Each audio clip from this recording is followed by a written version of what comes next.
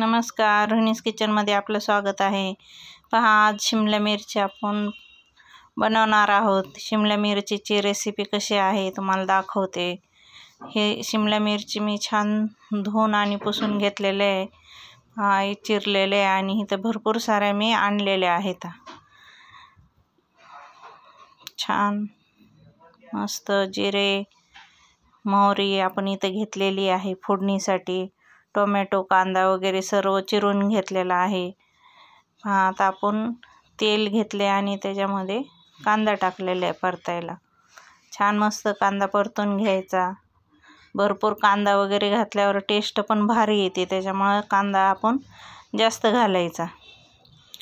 शिमला मिरचीची आज मुलं म्हणे मावशी आज शिमला मिरचीची भाजी करा।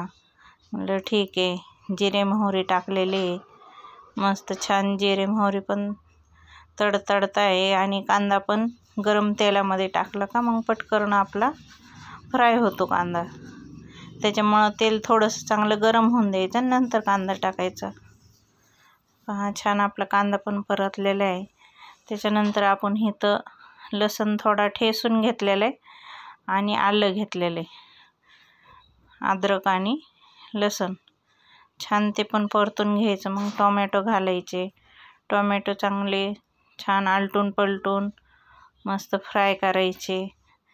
आणि इथं आपण सर्व मसाले घेतलेले, लाल तिखट घेतलेले, काळं तिखट, काश्मीरी मिर्च, गरम मसाला, हळद आणि ही कस्तुरी मेथी घेतलेली आहे। तर हे सर्व आपल्याला त्याच्यामध्ये घालायचं आहे। छान असं मस्त परतून घ्यायचं। इतका वास सुटलेला आहे घरभर, आता तुम्हाला तर काही वास येणार नाही, पण छान आणि सुंदर आपली शिमला मिरचीची भाजी होणार आहे। पहा छान आपलं तेल सुटले भाजीला। व्हिडिओ आवडल्यास लाईक सबस्क्राईब करा। तुम्ही पण येत जा। हॉटेल ताई साहेब आपलं वणी दिंडोरी सप्तशृंगी गडावर जाताना रोडलाच आहे।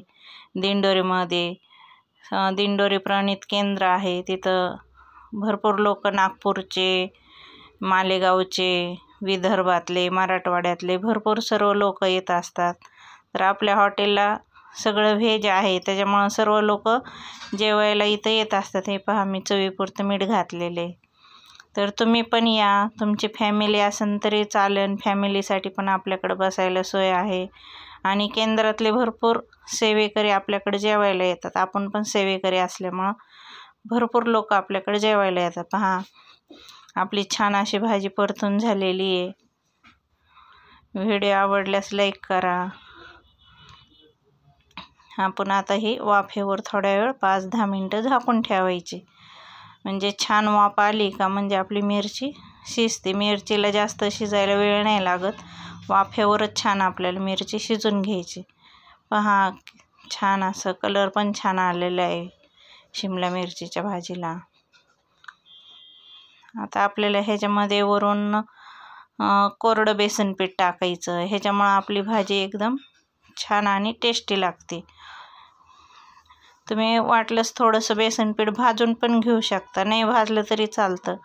असं थोडंसं वरून बेसन पीठ टाकायचं आणि त्यानंतर शेंगदाण्याचं कूट पण तुम्ही घालू शकता। मोठा घातला तरी चालतो, छोटा घातला तरी चालतो। आणि छान मस्त भाजी आलटून पलटून घ्यायची। आणि मी शेंगदाण्याचं कूट घातले आणि आपली भाजी ही आज 1 नंबरच झालेली आहे। पहा छान अशी आपली भाजी झालेली आहे। केंद्रावर हे पहा मिरचीचा ठेचा पण आपण इथं बनवलेला आहे। आज शिमला मिरची, मिरचीचा ठेचा, बेसन पिठलं, तुमच्या भागात काय म्हणता? आमच्याकडे बेसन पण म्हणतात आणि पिठलं पण म्हणतात। तुमच्याकडे काय म्हणता मला कमेंटमध्ये सांगा। लोणचं, पापड, चटणी, कांदा, वरण भात हे आपल्या अशा थाळ्या लोकांना चालू राहतात दिवसभर। आणि हे असे पोळ्या पण आपण बनवतो। आता सध्या मावशी नाही आहे तर घरीच पोळ्या वगैरे चालू आहे बनवणं। पोळ्या पण आपल्याला गरम गरमच आपण लोकांना पोळ्या देतो। आपण काही पोळ्या बनवून नाही ठेवत, जसं कस्टमर येईल तसंच पोळ्या बनवतो। आपली मेस असल्यामुळं आपण असं काही बनवून वगैरे जसं लागेल तसं आपण लोकांना बनवून देत असतो। व्हिडिओ आवडल्यास लाईक